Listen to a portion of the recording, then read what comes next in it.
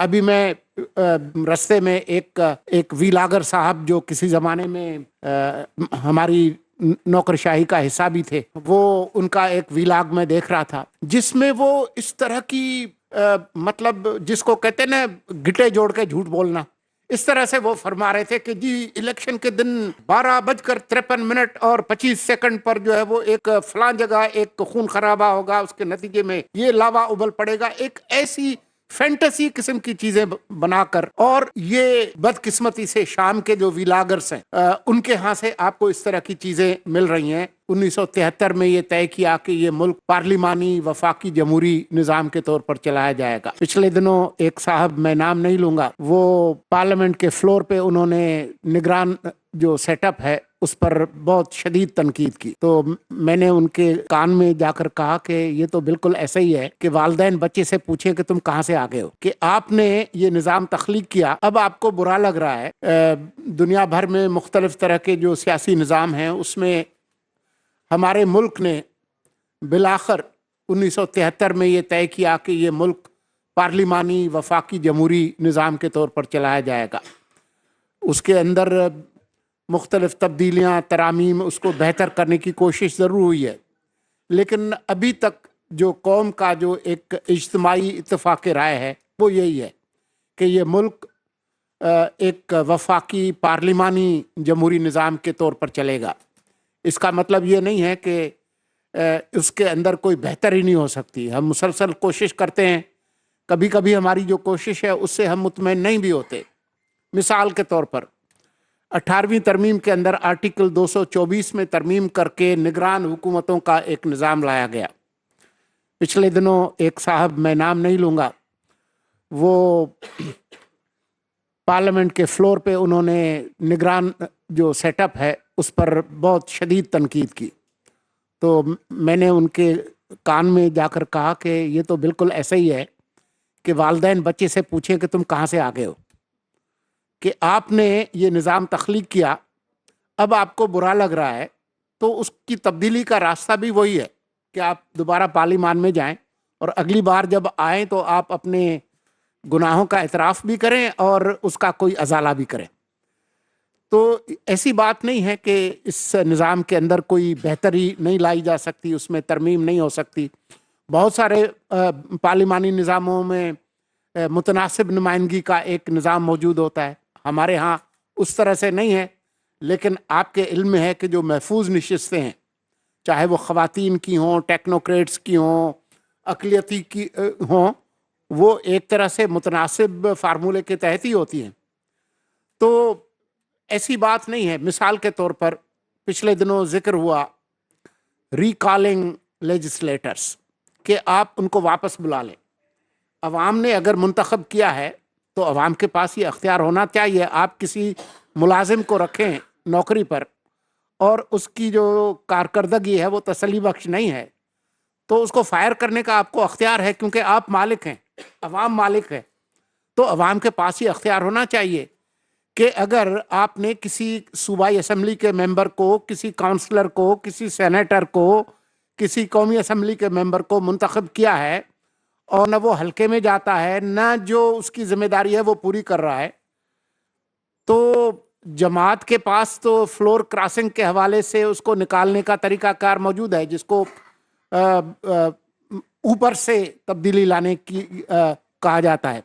لیکن bottom up کوئی طریقہ کار جو ہے وہ ہمارے ہاں نہیں ہے موجود، جس کو ریکالنگ کہتے ہیں.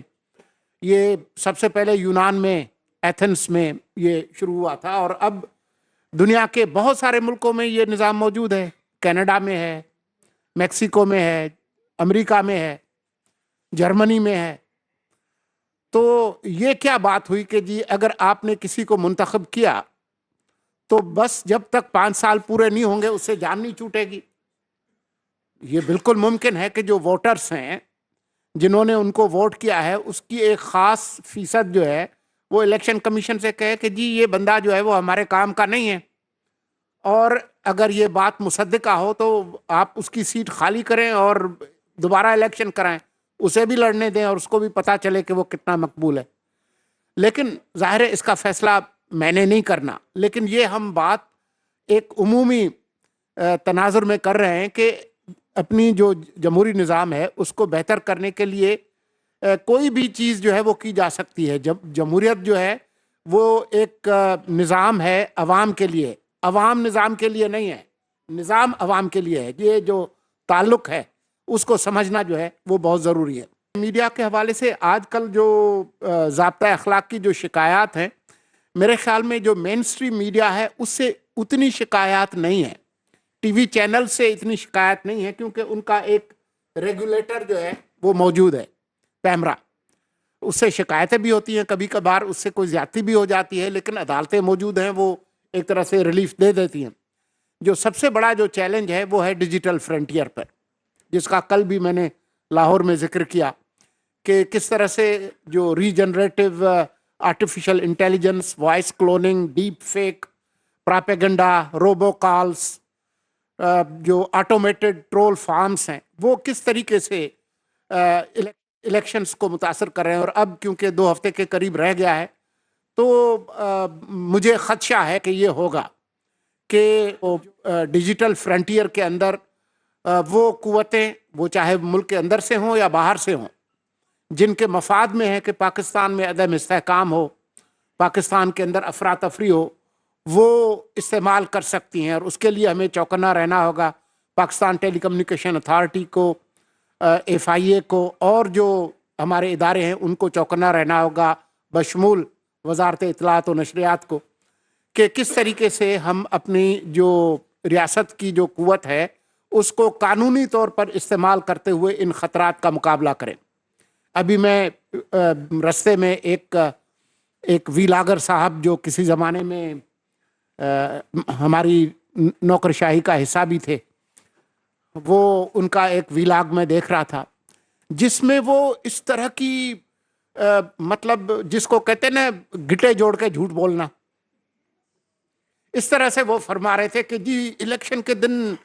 12:53 और 25 सेकंड पर जो है वो एक फलां जगह एक खून खराबा होगा, उसके नतीजे में ये लावा उबल पड़ेगा। एक ऐसी फैंटेसी किस्म की चीज़ें बनाकर, और ये